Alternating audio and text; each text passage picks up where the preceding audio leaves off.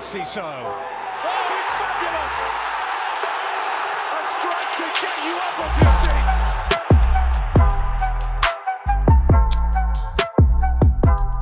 Hello and welcome, Seagulls Social. We've got the Arsenal preview. We have got man like Cecil, the most energetic man in the world, on our channel today. How you doing, Cecil? You all good?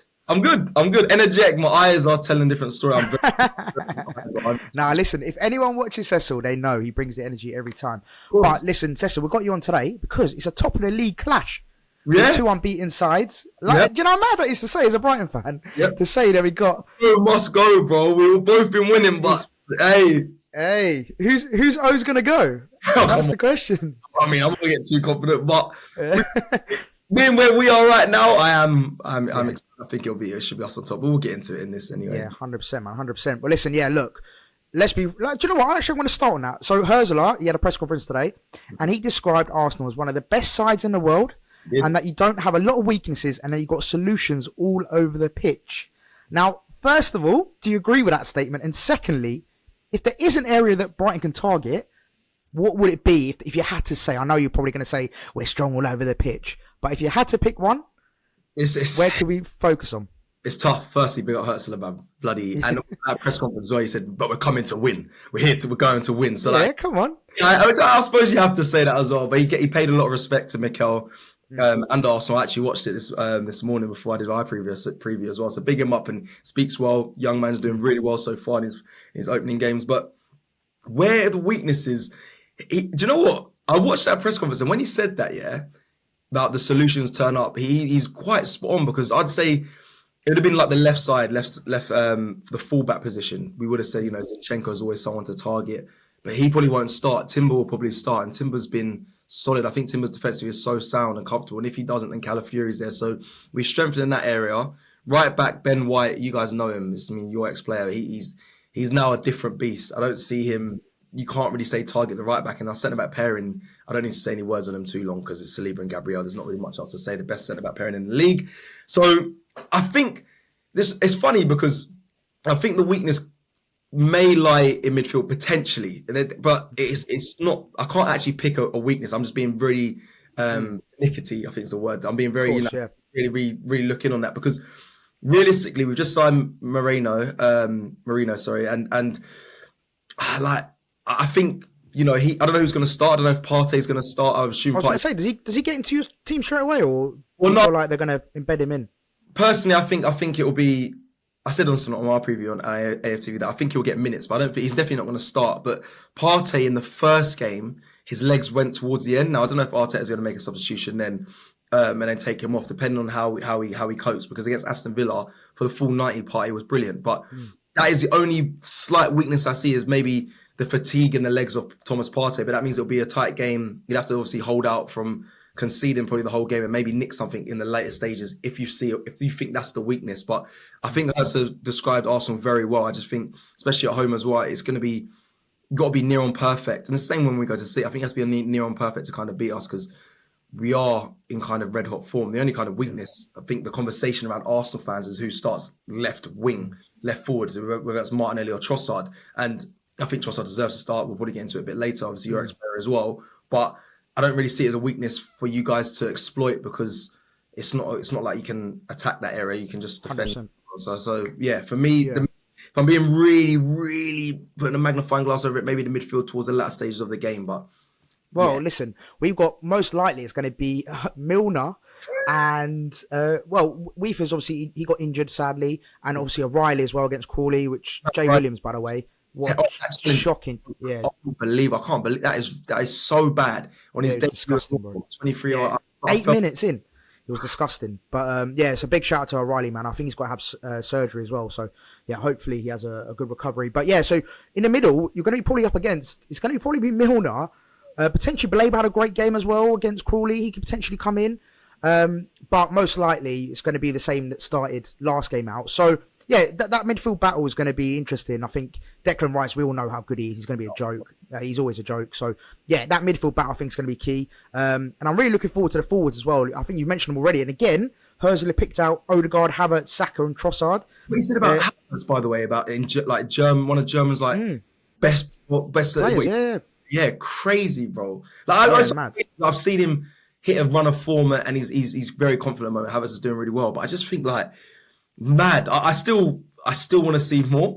I'm being greedy, but that's because I had such high doubts on this player, and maybe it's a bit of bias, but he's proven a lot of people wrong, including myself. But still need more. But what Hertz has said about him, I was like, right, he rates, and Odegaard as well. Yeah, he said both of those two kind of stood out to me of what he said. But yeah, man. So yeah, it'll be interesting to see how I think those key battles are going to play a big part. But I want to talk about Villa, all right? Because obviously you got through Wolves and you beat Villa both 2-0. Yep. Now, listen, I think it was a great display of maybe not being at your best, but you got the 3 points. Would you agree with that? Do you think there was potentially areas where, well, Watkins had a big chance, could have scored. Obviously, Ryan made an unbelievable save. There was moments in that game where it gave me hope a little bit as a Brighton fan. And that's understandable. I think but more so the Wolves game. However, you're right. Villa, and there's a lot of fans who are saying this after. It was said that at times Arsenal got lucky, and rightly so. You put your money or your house on Ollie Watkins scoring an opportunity that he missed, and it could have went either way. That could have been the change in the game, but it is small. But you won it though. That's the thing for me. You still won. Yeah, and that's a key thing. Playing badly, well, not necessarily badly, but playing not your best and still winning. That's quite a big. I think we're close to when we're actually fully purring, but we're not there yet. Wolves was a big indication of that. I think Villa also was a big indication of that. Martin Odegaard also had chances as well that he missed. I think Saka had a chance as well. So we're not at our clinical best, but we are getting there. I think it takes time. I think we've done well with the games that we played so far to get the points, 2-0 wins, clean sheets as well. And really, like, we're building. Brighton's a tough one because Laurie said something really good on the preview today. He said, like, Brighton are a team that they can catch you slipping. If you're not to your level, they can catch you out. And I agree with that. Especially on the counter as well, yeah. Exactly. And what's fearful for me is I think I always do this. I look past a little bit. So I'm looking at the games after Brighton. We got City away and Spurs away with a Champions League game in between that. So we got huge games coming up. But realistically, we should be focused on, if we get through maximum points these first 3 games, including you guys, then we should be comfortable. But I think I can see why you look at those games, especially the Villa one, and say, "Oof, we can." Problems. At times there could be times where we're switched off a little bit. I think we did ride our luck a little bit against Villa, but in the end, like you said, it's just a result that matters. And when you look at it, just pure on paper, a clean sheet and a 2-0 win, can't really complain. No, 100%. Yeah, no, 100%. And listen, last season we lost both home and away to you guys. I think you sort of convincingly beat us both home and away. However, in the season before that, we got a good result at your ground. And then we beat you 3-0. And then the season before that, we got a good Carabao Cup win and beat you in the Premier League at the Emirates. So we've actually got an all right record against you guys at the Emirates. Does it give... Do you know what? It gives me hope. But does it give you a slight worry that we could potentially get... Because listen, everyone's written us off. Everyone's gone, Brighton got no chance. I remember I was in the office, was it yesterday?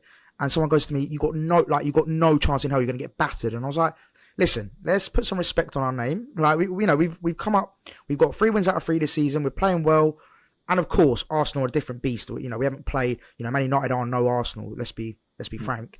So I'm not going into this thinking, we're going to get a result, but I don't think it's going to be as clear cut as a lot of people think. But I'd like to hear your opinion on that. Do you think you're gonna absolutely sweep us away? I'll be honest, I do like that rival fans and other people are saying, because I saw it as well, there was a DR preview today and people were saying, Brighton got no chance. And it's nice to hear that from the exterior fans to say, yeah, we are. It's clear that they see Arsenal, see us as a different beast. And I like that. It's where we've been fighting for years to be back competing and be back up the top. So I love hearing that, but I'll be honest, I asked the same question as well. I said, should we be worried really? But it's because of PTSD. It's that 3-0. Home. I'm telling you that I don't know why it sits in my memory so vividly. I just think you can never underestimate Brighton. And again, you've got a new manager. He seems like he's quite aggressive in his attack and all that. He seems to be having belief in all his players. You guys are playing good football, so I can't write you off. I really can't. I'm not going to say it'll be a complete drumming. I'll be real. I think it'll be quite a tight game. Even my score prediction will probably give you an indication of that as well. But I just think you can't write you off. I do expect us to win because we're going small margins, bro. We suffered against Fulham last year and West Ham and even at Villa at times. So that kind of made us lose West Ham in the cup, but that made us lose the league. So we can't afford to be slipping up, especially this early on. I actually looked at the Fulham game. It was around this time last season. It was at home, and we dropped points. So we can't afford to do that, especially when they're chasing City. So I have to back my team. I am confident we'll win, but I just think you guys are a team to fear. Like it says it all. The table right now, I think is it second and third? We're both. Yeah. We're up there, man. So that's what I'm saying. Yeah, and I know people go, "Oh, chill out, it's early on," but Brighton are someone to take seriously. They're a team to take seriously. And talking, you just mentioned we could be a threat. Who do you worry about most? Is it like a João Pedro? Is it a Minter? Who's impressed you the most? I'll be honest, I want to bring up because Jeremy Cerimento, I know I don't know, he won't be starting, I'm sure, but I watched him against Crawley. He's going to Burnley. I think he's doing his medical today. Can't believe he's going on. Is he going on loan? He's going on loan, yeah. Hopefully, do you know what it is? I'm hoping it's like a 6-month loan until the new year, and then he comes back and hopefully plays a part in the back end. But we actually spoke about Sarmiento, actually, because we said, basically, he's an unbelievable player, as you just mentioned. He can do it, especially that goal against Crawley when he linked up with Adingra and Cecil. It was unbelievable. But what we said was, like, compare him, because he's similar to age to João Pedro, but he's not starting week in, week out like João Pedro. No. So is it something we're not seeing in training? Is it his attitude? Is it, is there other exterior factors that we can't see as a fan? Obviously, we just see him on the pitch. But is there other factors that the reason why he's not starting every game? And so, like, we can all see he's got the talent, but there's obviously something missing where he's not getting that starting lineup like a João Pedro or a Minto's, or a Baleba. Like, do you know what I mean? These young players that are still on the starting or on the fringes of starting in the first team. So it must be something they see. And I was going to sound mad, but I actually trust your technical team, board, whatever it is. Player identification and when they're ready, because that's why I saw that play. I saw Jeremy. I was like, he's going to be the next one to go for stupid money. It's another Janet Brighton's fan. Now you're telling me he's going on loan. It's kind of skewed my vision. But again, when he comes back, I hopefully, like you said, 6-month loan. I think just watching him against Crawley, I said there's quality there. That if it's nurtured right, listen, Brighton do this all the time. They make gems and sell them on for millions and millions. So he was one that stood out to me. You mentioned him, João Pedro. I was screaming for Arsenal to sign him because I liked him back at Watford. I mean, and Brazilian. Stay away, Cecil. Stay away, mate. I want him. I actually watched him play in a charity match with Edu, and I was like, he's going to sign for Arsenal. This was many years ago. I was like, there's no way there's this link up, and Edu not think we can bring him here. So when there was soft links to him this transfer window as well, peed off we haven't got him. Obviously the window does close tomorrow, but it's unlikely he's going to be taken from you guys. But I think he's quality. I think he possesses all the attributes I think Arsenal would really benefit from. Loads of people argue me at AFTV and say he's exactly the same as Jesus. I hear that, but no, I'm not having that. Not having that at all. Nah. Do you know what it is? Go on. Yeah, do you know what it is? I think he's a much better finisher. I think he, in terms, like, even Jesus admitted himself, didn't he? He said, he goes, I'm not a natural goal scorer, which blew my mind a little bit. But yeah, I feel like he's a much better natural finisher. And in the sense of, do you know what? Actually, I'll take it back. There are similarities, for sure. They are similar profiles. But I just think that big piece is the clinical finishing for me. He's when he needs to, and in those big moments, he turns up. Like the Man United game we saw, what was it, 95th minute? He was there, obviously shambles of defending, but he was there when he needs to be. He was in the right position, great finish, and I think that's the difference. His finishing for me is what stands him apart from, let's say, Gabby Jesus. But yeah, I can see why people sort of give them similar profiles, I suppose. 100%. So him, I'll be a fan of him even from today, from yesterday, from years ago. I'll always shout out João Pedro, Adingra. I mean, another player we'd love to have seen at Arsenal. I think a lot of the boys. I think he was linked, wasn't he? He was, and all of us would take him. Everyone on the panel today who I was speaking with, every presenter at AFTV would have taken him. I think he's brilliant. I think he's quality. It was AFCON, innit, when he got awarded. Player of the tournament. Yeah. So.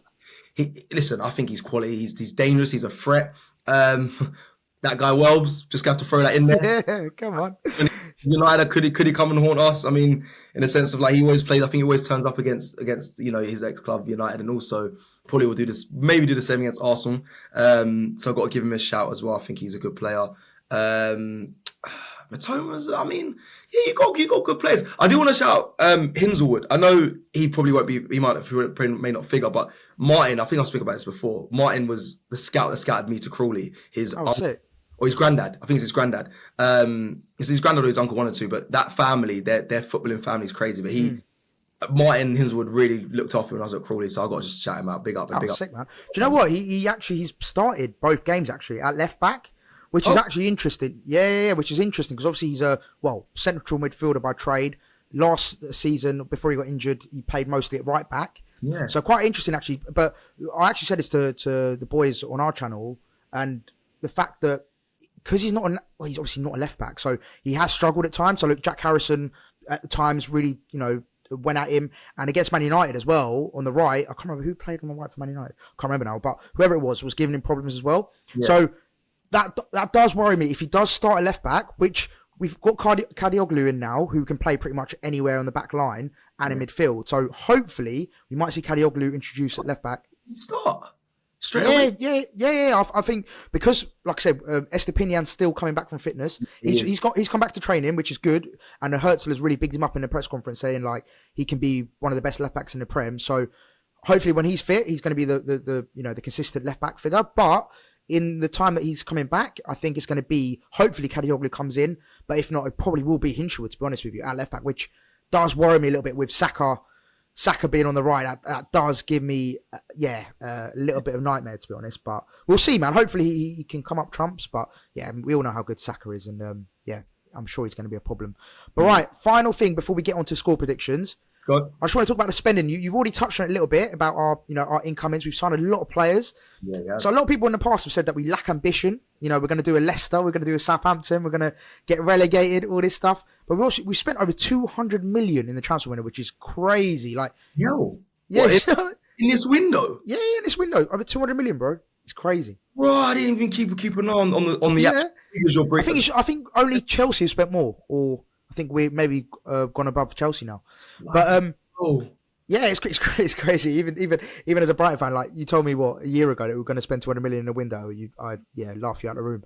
But on that, just quickly, what do you think of that? Do you think is that a positive sign? Do you think that's a bit of a crazy thing to do, considering if the players don't come to fruition? Obviously, O'Reilly, now we lost the injury. If those players that come in, like Ruta, for example, Gruder, all these players that we brought in, if they don't work, do you think that's like a worry? But I know you mentioned the scouting, the scouting network we've got. It's a different look or a different approach for me for Brighton to see these spend that much money when normally you source people for, really cheap, or you bring them through and then you sell them on. But I mean, with a new manager of Herzl, it clearly shows that the board are backing him with what he wants, because that must be. I think it is a change in what they're doing and spending that much money. So it must be something that he might have wanted when he came in. On top of that as well, it shows ambition. Like the year we spent 200 plus, or the season was when we brought in in Declan Rice and that. So, and from that, I was shocked. I was like, "Raw, we're spending big money and we're going for it." And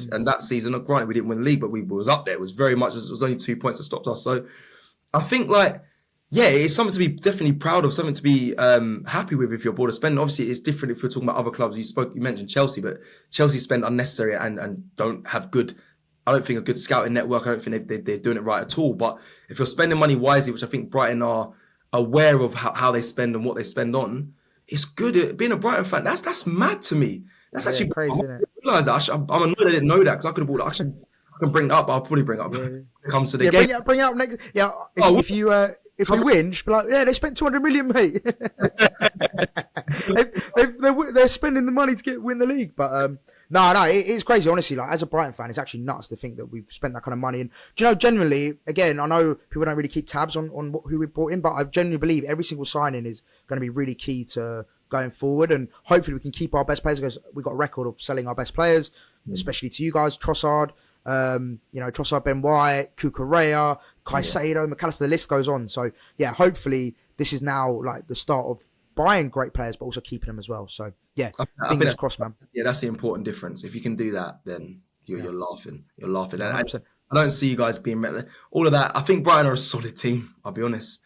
And like, as you know, they're kind of near me as well. So I hope they stay. I hope they can stay up, because 100%. Man.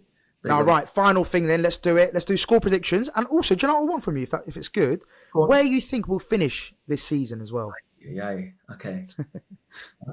Score prediction, I'll keep it simple, 2-1. I actually said on our preview this morning, I said that it won't be a close 2-1. So I was being a bit confident. I said we'll probably go 2 up, and then you might get a little consolation goal. But I don't know. I just think I think 2-1 is still a respectable scoreline. I think it'll be a good game. It'll be well contested from both teams. And you might just catch us lacking maybe in that later stage. That's literally the things I've said on this preview is exactly how I think it's going to go. So yeah, 2-1 for me. And where I think you'll finish. Oh, that's a good question. Where did you guys? You finished what last season? Don't want to talk about last season. Let's not. Was it not? No, it wasn't. Nah, 11th. 11th. I was gonna say it was either side of 9th or 11th. I knew it was one of the side of. I think, yeah, 99% sure it was 11th. Yeah. If not, I've got it right here actually. So you finished 11th last season, just under Palace. Mad. That's why I didn't want to talk about it. But I think this season you'll hit top 10. I don't think that's even a disrespect. I didn't know you spent that much money, so maybe you could push to a Europa Conference spot. I don't know. I think I've said 7th in my predictions. We did predictions earlier in the season, and I said 7th. I think 7th potentially. 8th. A lot of us are saying 8th. Basically top 10. I'll take top 10. I'll bite your hand off for top 10. And then we kick on. Yeah, my initial thought was 9th, but I just think with your money spent, there is a lot of good teams in there. But we've got no Euro. Yeah, no. Do you know what? Yeah, let's go, Cecil. Hey, come on. Let's say Positivity. 8. I'm going to say 8. I know that sounds that. I hope that's not disrespectful. I think that's a fair assessment. I think with you having Europe and stuff and the money you spent, I think 8th is actually a fair. I actually think for ambition-wise as well, from Brighton fans, I think 7th is like you said there. I think you should be aiming for that when you spend that much money and the start you've had.